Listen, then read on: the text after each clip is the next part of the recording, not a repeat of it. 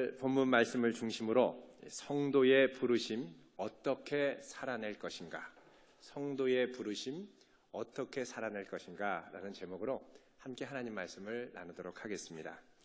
아프리카의 드넓은 초원을 지나다 보면 이따금씩 만나는 덩치 큰 동물들이 있습니다. 그 중에 하나가 바로 코끼리입니다. 암컷과는 달리 수컷 코끼리는 사춘기가 되면 특이한 현상이 신체에 나타납니다. 오른쪽 뒷다리에 녹색 고름 같은 것이 흘러내리면서 발정기가 시작이 되는 것입니다. 이 시기가 되면 수컷 코끼리는 힘이 매우 세지고 또 성적인 욕구 불만과 함께 공격성과 폭력성이 심해지면서 아주 거칠어집니다. 이때가 되면 이 수코끼리는 어머니를 떠나서 야생을 떠돌다가 자신을 인도해 줄 수 있는 수컷 인도자, 멘토 역할을 감당하는 어른 코끼리의 무리를 만납니다. 멘토를 찾으면 새끼 코끼리의 발정기는 얼마 지나지 않아서 곧 정리가 되고 끝난다고 합니다. 어른 코끼리는 이 수컷 어린 새끼 코끼리를 데리고 다니면서 점점 커가는 이 어린 새끼의 힘을 어떻게 자신과 또 동족의 유익을 위해서 사용하는지를 가르쳐 준다는 것입니다. 그런데 문제는 이 멘토 코끼리를 만나지 못한 떠도는 코끼리들입니다.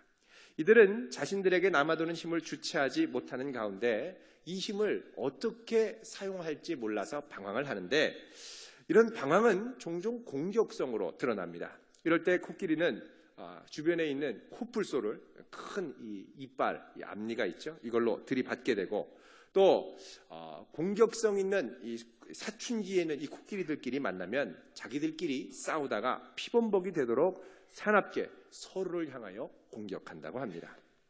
이 코끼리에 대한 내용은 이 아버지의 빈자리라는 책에 소개되는 내용입니다. 제목처럼 이 아버지의 빈자리, 이 책의 저자가 아버지가 없이 자랐습니다. 이 저자가 방황하는 코끼리들의 모습을 통해서 어릴 때 아버지 없이 자신이 자랐던 세월들을 돌아보면서 아버지의 부재가 남긴 커다란 마음의 구멍을 발견했습니다. 돌아보니까 어릴 때부터 아버지가 나를 버리고 도망갔다는 거절감에 시달리면서 살아온 것입니다.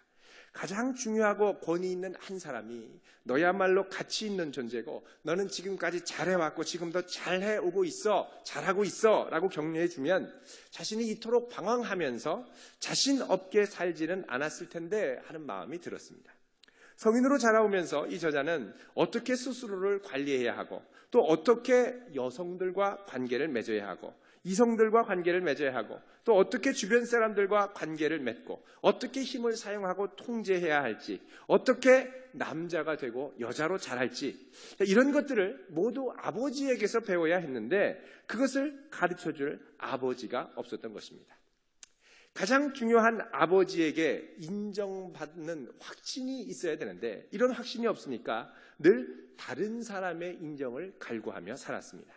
일이 잘못되면 모든 것이 자기 때문이라고 늘 심한 비난감에 시달리고 자기가 가치 있는 존재라는 생각을 하지 못했습니다. 자신을 변함없이 인정해주는 사람이 없으니까 당연히 자기의 자존감이 낮아지고 또 자존감이 낮으니까 자기를 계속 비하하면서 스스로를 괴롭혔던 것입니다. 아버지에 대한 거절감 때문에 권위자에 대한 불신이 또한 자리 잡았습니다. 권위 있는 존재인 이 아버지에게 충분한 사랑과 신뢰와 이 관심을 받아야 권위를 신뢰하고 따르는데 이 권위 있는 존재를 만나지 못하니까 힘 있는 사람들 앞에서는 그들의 이 비인격적인 무관심을 느끼면서 불안해하고 떨었습니다. 또 권위 앞에 약해지는 자신의 모습을 보는 동시에 또 권위를 자기가 그 위치가 되면 권위로 다른 사람을 누르려고 하였습니다. 또 권위 있게 보이는 사람들을 속으로 싫어하면서 미워하고 비판하는 성향이 자기 안에 있는 것을 발견했습니다. 이렇게 관계에 자신이 없으니까 처음에는 사람들의 관심을 끌어보려고 재미있는 이야기를 하면서 소란하게 요란을 떨다가도 그 사람들이 관심을 갖고 와서 조금 더 깊은 이야기, 조금 더 깊은 관계로 들어가려고 그러면 늘 관계를 회피하면서 주변을 맴돌며 방황했었노라고 저자는 고백을 하고 있습니다.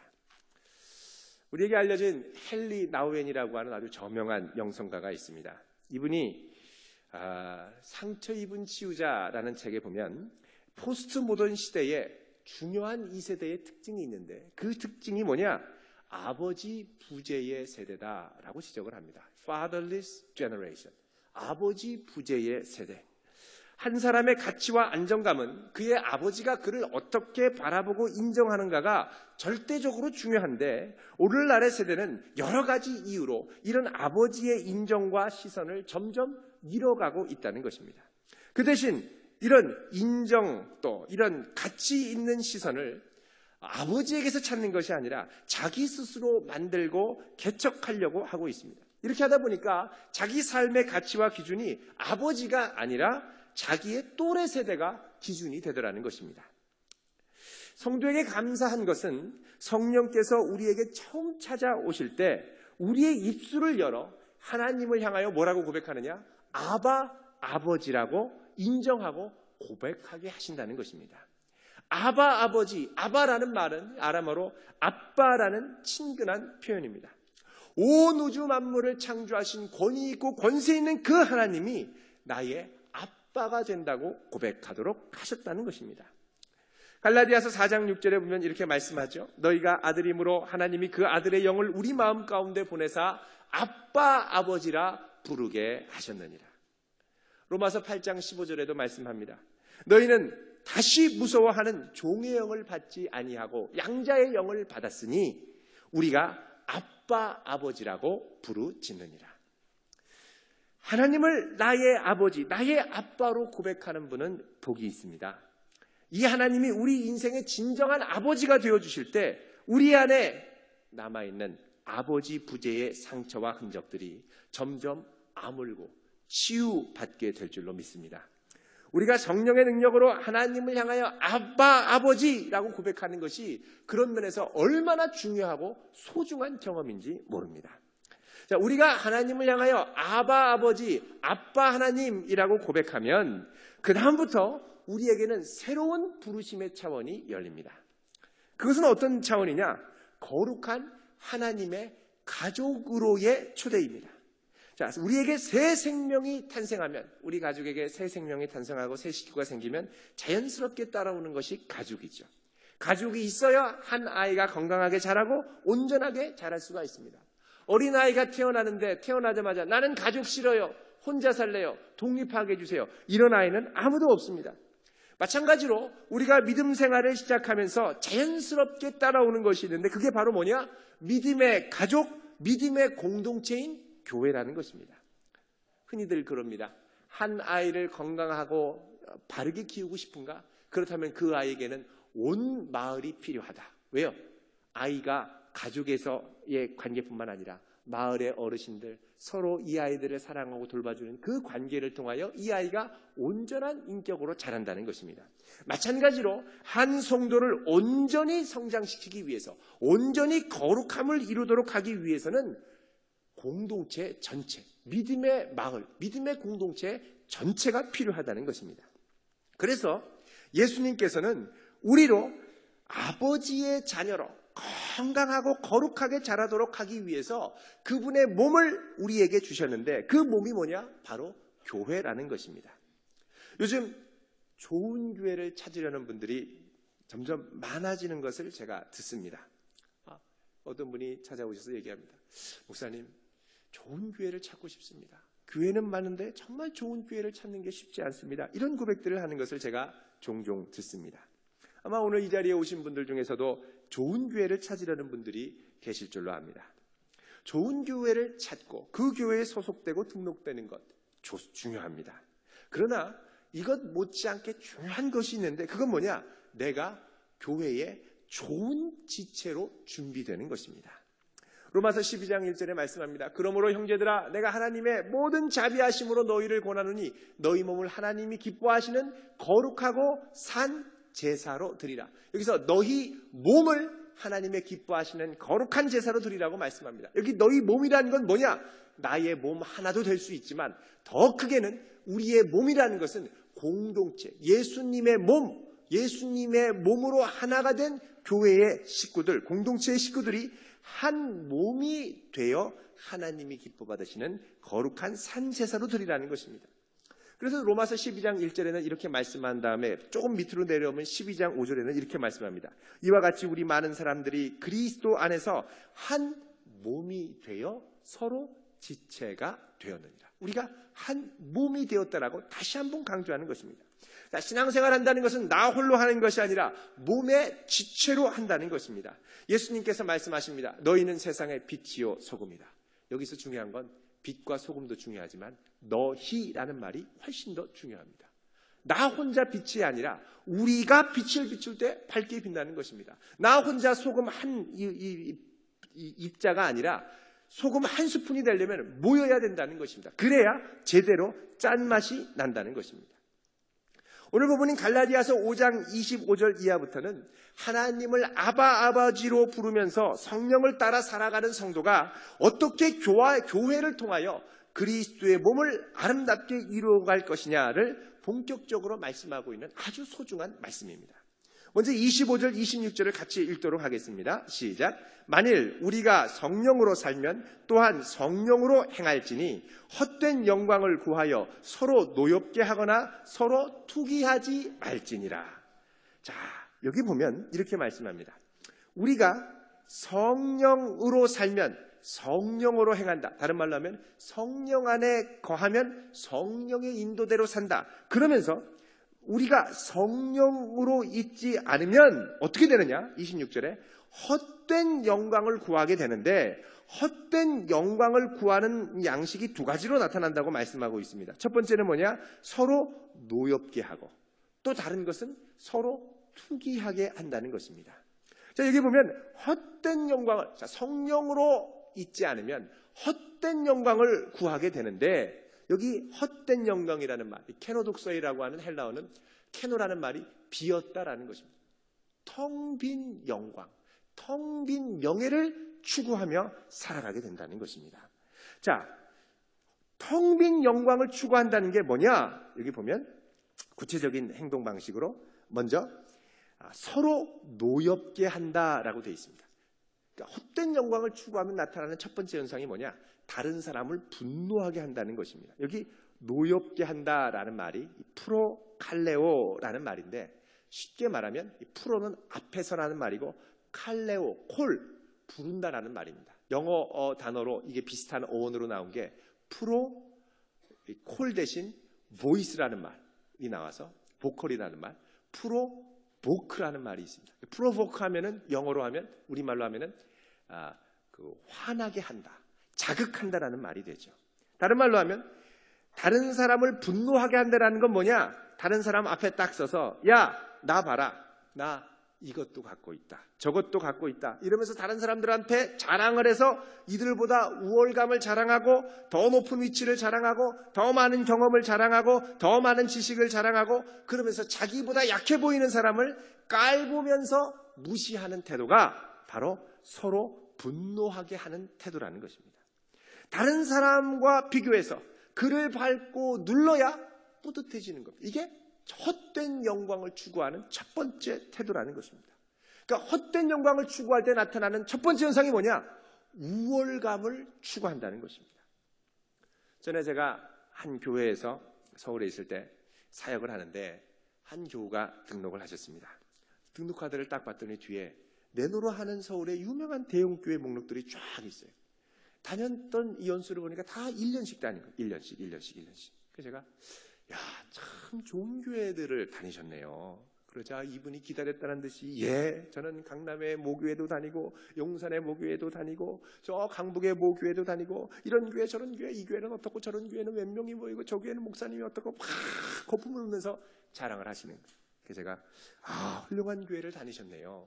그런데 왜 1년씩밖에 안 다니셨나요? 그랬더니 약간 당황을 하시는 거예요. 혹시 소그룹에 속하셨거나 교회 안에서 지체가 돼서 교제를 하거나 봉사를 하신 적이 있습니까? 그랬더니 얼굴이 빨개지면서 아니라는 거예요. 이제 제대로 해보려고 이 교회에 등록했다는 거예요. 가만히 얘기를 들어보니까 우리나라에 내노라 하는 이 유명한 대형교회라고 하니까 나도 저런 교회 다녔어요 라고 말하고 싶어서 다녔다는 거예요. 다른 사람들의 인정과 부러움을 한 몸에 받고 싶어서 다녔다는 거예요. 쉽게 말하면 헛된 영광을 추구하는 겁니다. 또 어떤 분은 물어보면 저는 조그만 개척교회 다녀요. 이런 분들이 있습니다. 여러분, 교회는 크고 작고가 중요한 게 아니라 예수님의 몸을 이루느냐 이루지 않느냐가 가장 중요한 것입니다. 근데 이분이 이 목록을 쫙 읽고 이력서에 어디 다녔다라고 쓰는 것 같아요.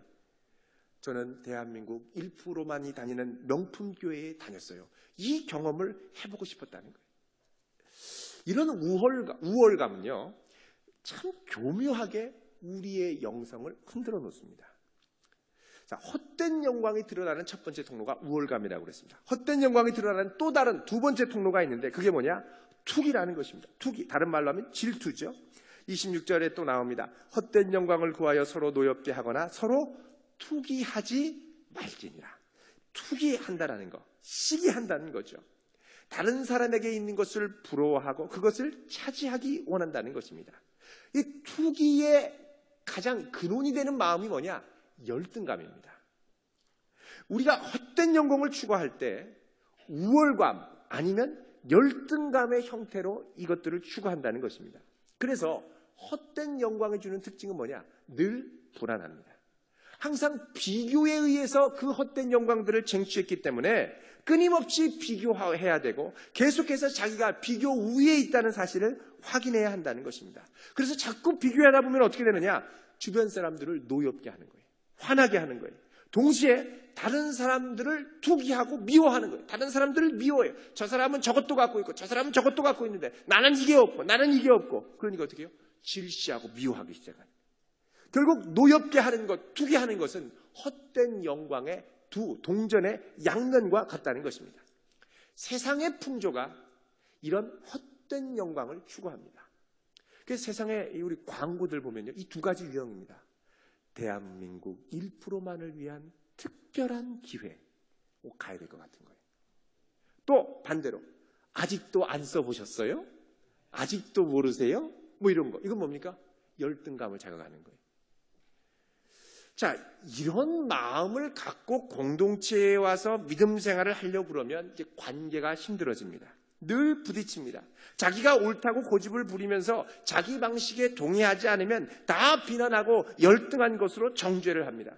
그러다가 자기 자신이 비교당하면 어떻습니까? 너무너무 힘들며 아파하는 거예요. 어쩌면 교회가 그럴 수 있느냐 그러면서 돌아섭니다.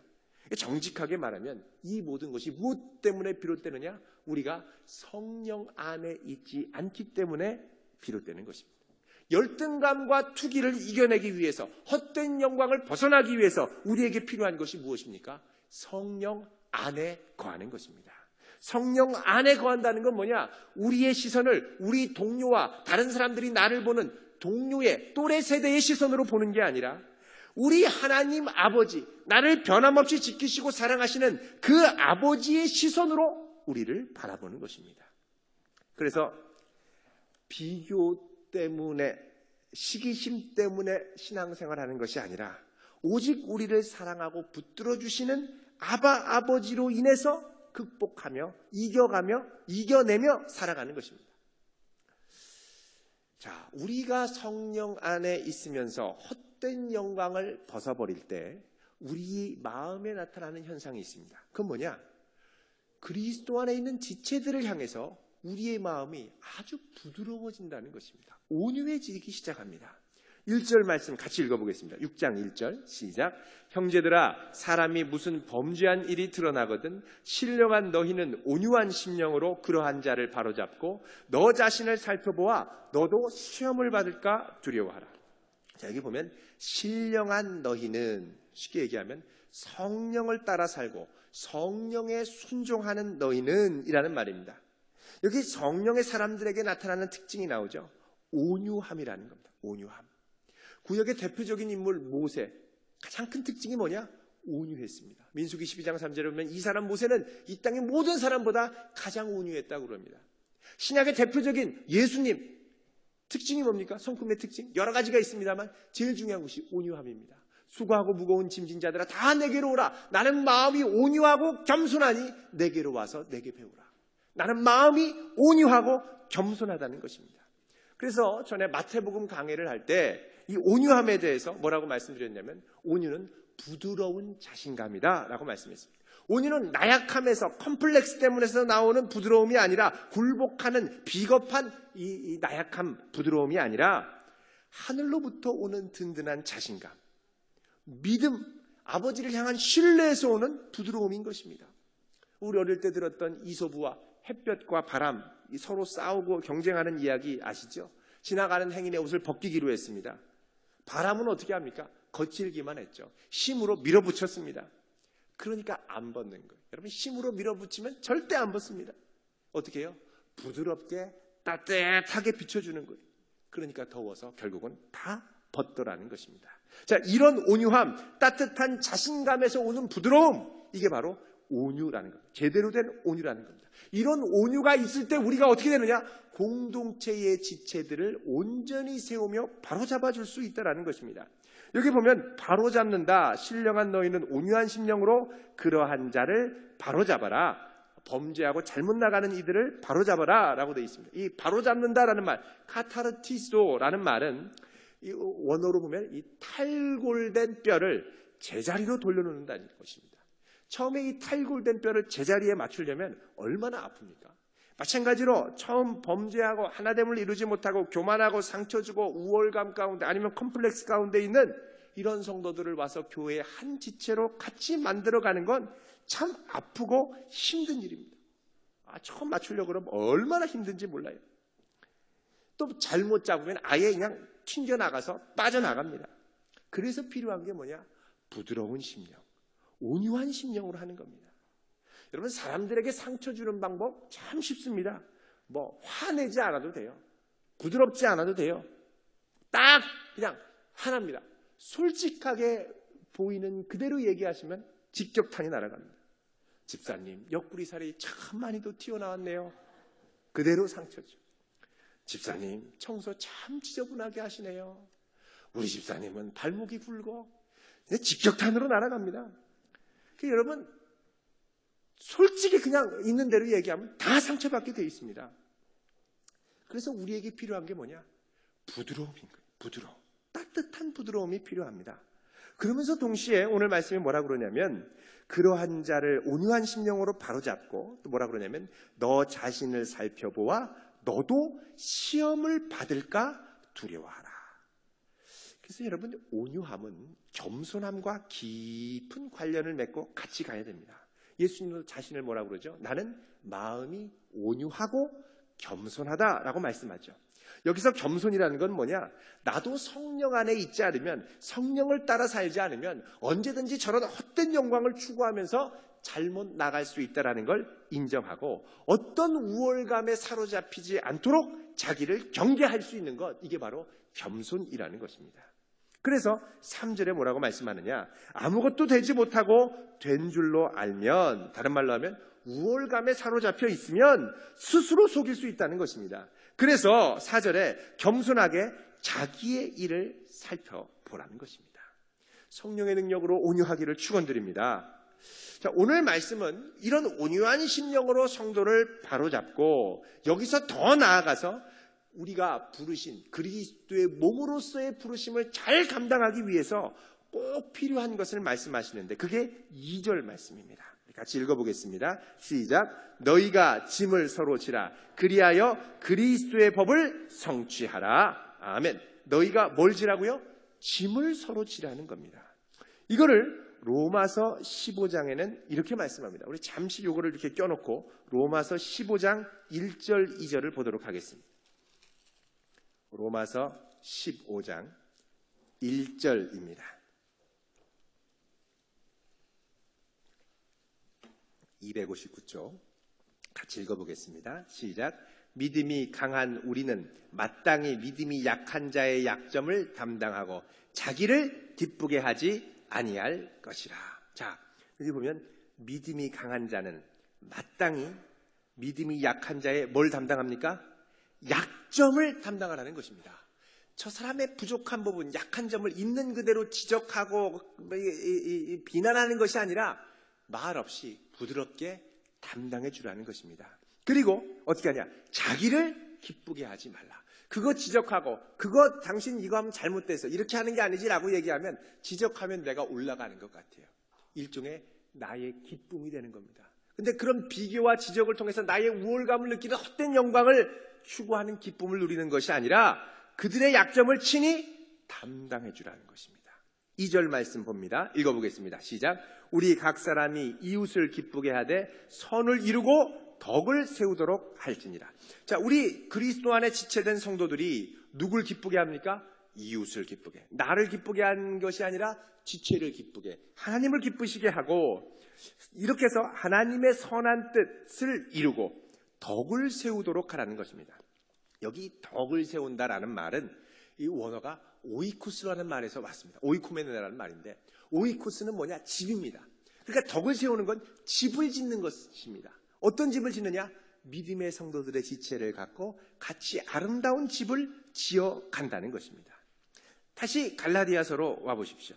여러분, 다른 사람들의 짐을 져주라고 그러는데 다른 사람의 짐 져주는 거 좀 쉽지 않습니다. 처음에는 내 짐, 내가 힘들고 내가 부족한 거는 그냥 내가 감당할 만해요. 그렇게 무거운 것 같지 않습니다.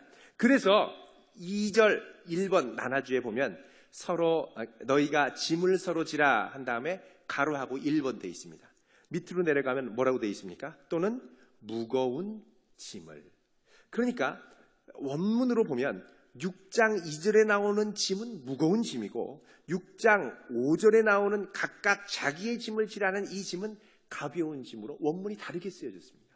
그러니까 우리가 공동체의 지체를 향해서 져주는 짐은 사실 가벼운 짐은 아닙니다. 그러나 서로를 위해 이렇게 짐을 져주고 서로의 약함을 덮어주고 같이 이렇게 감싸주기 시작할 때 놀라운 기적이 일어나는데 뭐가 일어났냐? 그리스도의 법을 성취하게 된다는 것입니다. 그리스도의 뜻을 이루게 된다는 것입니다. 그리스도의 몸이 된다는 것입니다. 어떤 분 보면요, 상대방의 약한 점을 이렇게 견디지 못하는 분, 참지 못하는 분이 있습니다. 말을 해야 시원한 분이 있어요. 이게 뭐냐? 그것도 한다고 하는 거냐? 이게 막 나름대로의 물론 삶의 경험이 있죠. 나와 다르다는 것이 잘못된 것으로 생각하고 막 밀어붙이는 거예요. 왜 그런 식으로 하느냐? 꼬치꼬치 따집니다. 대의 명분을 위해 올바로 한다고 생각을 하지만 사실 알고 보면 주변에 다 나 때문에 힘들어하는 거예요. 여러분, 교회 안에서의 한몸됨을 이루는 것, 사역의 비밀이 여기에 있습니다. 교회 일과 교회의 사역은 내 기준에 맞게 하는 것보다 덕을 세우고 하나됨을 이루는 것이 제일 중요합니다. 옳은 일을 하는 것보다 하나됨을 이루는 것이 훨씬 더 중요합니다. 가정에서도 그렇죠. 부부의 하나됨을 이루려면 일을 옳게 하는 것보다 하나됨을 이루는 게 훨씬 중요합니다. 서로의 짐을 져주는 게 중요합니다. 간만에 남편이 쉰다고 설거지 해준다고 설거지를 했는데 지저분하게 한 거예요. 물은 사방에 튀고. 그때 어떻게 해야 됩니까? 아내가 참다 못해서 지적을 하면 그 다음에 하나 되지 못해요. 잘했다. 그만하면 훌륭하다. 고맙다. 그리고 좀 무거운 짐을 자기가 져주는 거죠. 그 흩어진 그 뭡니까? 그 물 지저분한 거 다시 닦아주고, 고춧가루 낀 거, 이 고춧가루 이게 뭐냐고 제대로 닦아야지. 이게 아니라 그냥 제가 닦고, 여보 참 잘했어요. 다음에는 요거까지 이렇게 씻어주면 최고. 이러면 다음에 할까요 안 할까요? 합니다. 근데 이게 뭐냐? 이건 왜 이렇게 내냐? 하려면 제대로 해라. 옆집 철수 내봐라. 깔끔하게 잘하더라. 이렇게 하면 어떻게 됩니까? 다음부터 안 해요. 이거 어떻게 해요? 상대방이 내가 원하는 걸 하기를 원하면 솔직하게 얘기하는 게 중요한 게 아니라 온유하게 얘기하는 게 중요한 거예요. 하나됨을 이루는 게 중요해요. 옳게 못해도 괜찮아요. 하나됨을 이루는 게 중요해요. 그러다 보면 어떻게 해요? 점점 건강하게 변화가 된다는 것입니다. 근데 변화가 되기도 전에 막 푹푹 찌르면 그 다음에 견디지 못하고 네가 다 해라 이렇게 됩니다. 여러분, 성도가 그리스도의 몸을 이루면서 꼭 가져야 될 사명, 뭐냐? 하나됨을 이루는 것입니다. 만약 내가 하는 이 말, 만약 내가 하는 이 행동, 내가 만약에 주장하는 이 주장이 교회의 하나됨을 이루는 것이 아니면 우리는 잠잠히 있어야 됩니다. 정죄와 비난은 절대 금기어입니다. 어떻게 되냐? 내가 그냥 먼저 다가가서 말없이 짐을 져주면 돼요. 격려해주고 잘했다고 칭찬해주면 됩니다. 이렇게 우리가 서로의 짐을 져주기 시작하면 그리스도의 법을 성취한다고 말씀합니다. 여러분, 주님께서 이 땅을 떠나시면서 요한복음 17장에 보면 마지막 유언과 같이 기도했던 대제사장적 기도가 17장에 쫙 나옵니다. 그 기도의 핵심을 얘기하면 뭐냐? 아버지와 내가, 예수님이 하나 된 것 같이 저들도 이 땅에서 하나가 되게 하옵소서. 이게 기도의 핵심입니다. 그러니까 하나됨이 얼마나 중요한지 모릅니다. 우리가 하나됨을 이룬다는 건 뭐냐? 삼위일체의 하나님이 하나 되는 그 형상을 닮아가는 것을 의미합니다. 우리 안에 하나님의 형상 중에 중요한 게 뭐냐? 하나 되는 형상입니다. 서로 다른 지체가 하나 되는 거예요. 그게 예수님과 몸을 이루는 중요한 비결이 됩니다. 그런데 이 하나가 되면 요한복음 17장 23절에 보면 이렇게 하나됨을 통해서 어떻게 하기를 원하시느냐? 세상으로 하여금 아버지께서 나를 보내신 것과 나를 사랑하신 같이 그들도 사랑하는 것을 세상으로 알게 해주십시오. 이렇게 기도합니다. 다른 말로 하면 하나 되면 선교의 기초가 됩니다. 하나됨이 복음을 비추는 능력이 되더라는 것입니다. 교회가 하나 되고 사랑하면 교회가 저렇게 아름답구나 감동하며 오더라는 것입니다. 그래서 중요한 것이 교회의 하나됨입니다. 어떤 신학자는 오늘날의 그리스도인을 크게 두 부류로 분리합니다. 나눕니다.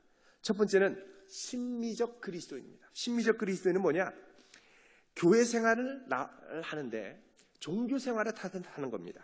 와서 찬송 부르고 설교 좋은 말씀이니까 듣고 마음을 편하게 해주니까 좋고 이 정도로 생각하고 갑니다. 그런데 교회에는 깊이 관계로 들어가지 않아요. 예배 끝나면 딱딱딱 나가기에 바쁩니다.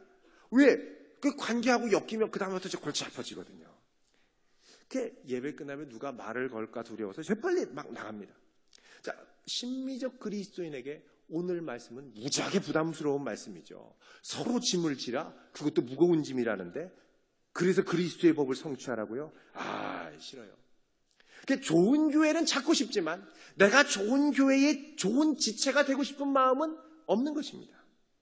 이것을 이 선교학에서는 뭐라 그러냐?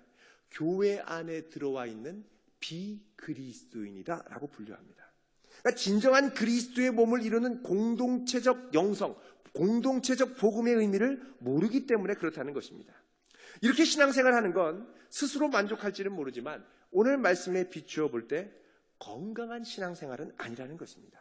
이들이 추구하는 영성을 뭐라 그러냐? 경계표지 영성이라고 그럽니다. 겉으로 드러나는 표지로 그리스도인됨을 추구하는 겁니다. 주일에는 대예배를 드려야지. 또 교회에는 그래도 몇 년 다녔으니까 집사라는 직분은 받아야지. 봉사를 하지 않고 모임에 참여는 안 해도 내가 무슨 직분으로 불리는 게 너무너무 중요한 겁니다. 왜요? 이것이 나를 그리스도인 되는 표지로 만들어주기 때문에 그렇습니다. 그러나 나중에 직분 잘 감당하지 않으면 주님께 책망받겠죠. 잘해야 됩니다. 물론 교회에 나오는 것만으로도 대단합니다. 이 세상 풍조 가운데 휩쓸리지 않고 내 믿음을 지키는 거 너무너무 귀한 일입니다. 그러나 여기서 만족하지 말고 이제는 한 걸음 더 나아가야 된다는 거죠. 적극적으로 주님의 몸의 지체에 참여하면서 관계를 맺고 서로의 짐을 져주는 관계까지 나아가는 것. 이걸 뭐라 그러냐?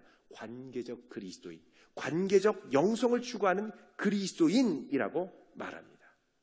이제 우리는 이 경계적 표지 영성에서 관계적 영성으로, 또 심미적 그리스도인에서 관계적 그리스도인으로 적극적으로 나아가야 합니다. 이제 이번 주에 수련회 하죠. 여러분, 수련회 그냥 가는 게 아니라 하나됨을 확인하고 더 깊은 관계를 맺는 기회로 삼으시면 참 좋겠습니다. 오늘 말씀 결론을 맺겠습니다. 좋은 교회를 찾는 것 중요합니다. 그러나 그것 못지않게 더 중요한 것이 바로 내가 교회의 좋은 지체로 서로의 짐을 져주는 것입니다.